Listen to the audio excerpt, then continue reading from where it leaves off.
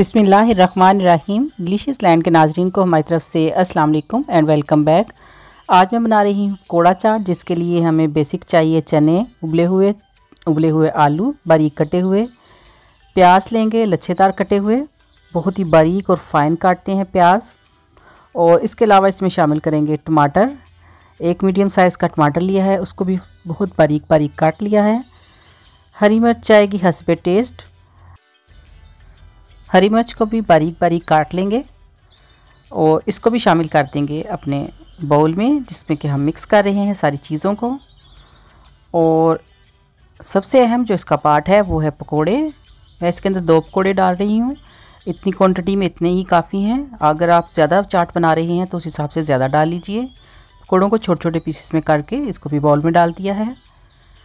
और इसके अलावा मैंने शामिल किया इसमें आइसबर्ग्स जो होते हैं, इससे फ्लेवर बहुत ही अच्छा आता है चाट का। आप एक दफ़ा ज़रूर ट्राई कीजिएगा।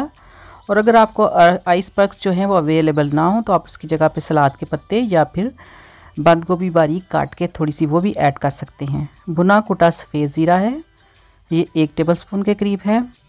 मैं इसमें कोई चाट मसाला या कोई भी चीज़ और ऐड नहीं कर रही। इन्हीं 3 मसालों के साथ जो मैं इसमें ऐड करूँगी, मैंने इसका फ्लेवर बनाना है। आप भी इसको इसी तरह बनाइए और एंजॉय कीजिए। बहुत ही सादा, बहुत टेस्टी और बहुत ही हेल्दी ये चाट बनती है। नमक डाल लिया है इसमें हस्बे टेस्ट, काली मिर्च का पाउडर भी हस्बे टेस्ट शामिल करेंगे। मैंने ये दोनों चीज़ें 1-1 टीस्पून डाली हैं।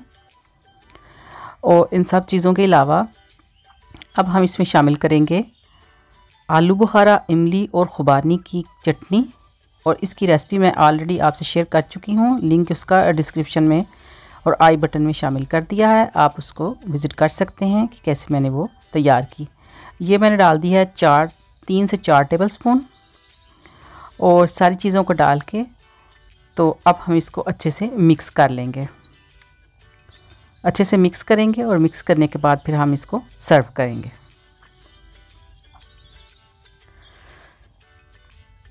चाट हमारी तकरीबन अच्छे से मिक्स हो चुकी है और बहुत नरम हाथों से आपने करना है ताकि चीज़ें जो हैं वो अच्छे से मिक्स भी हो जाएं और उनकी असल हालत भी बाकी रह जाए।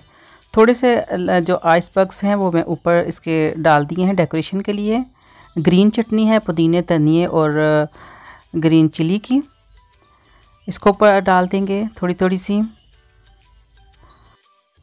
और एक बात का ख्याल रखें कि जो आइसबर्ग्स हैं वो उस वक्त ही डालें जब आपने चाट को सर्व करना हो। पहले डाल के रखेंगे तो वो सोगी से हो जाते हैं, तो इतने फ्लेवरफुल नहीं रहते।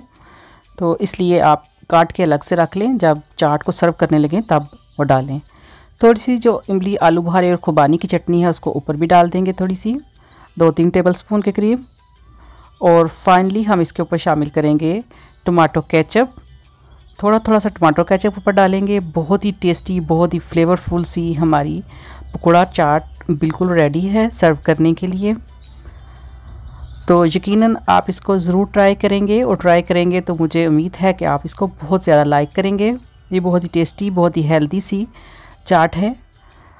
आप इसको इफ्तारी में बनाएं, एंजॉय करें और फीडबैक देना बिल्कुल ना भूलिए कि आपको मेरी ये रेसिपी कैसी लगी। और जो न्यू है उनसे यही दरख्वास्त होती है, प्लीज़ चैनल को सब्सक्राइब किया कीजिए अगर आपको मेरी रेसिपीज़ पसंद आ रही हैं, और शेयर भी कीजिए अपने फ्रेंड्स और फैमिली मेम्बर के साथ। और मिलते हैं इसी तरह की किसी और ज़बरदस्त और यूनिक सी रेसिपी के साथ। तब तक के लिए मैं आप सबसे इजाज़त चाहती हूँ। अल्लाह हाफिज़।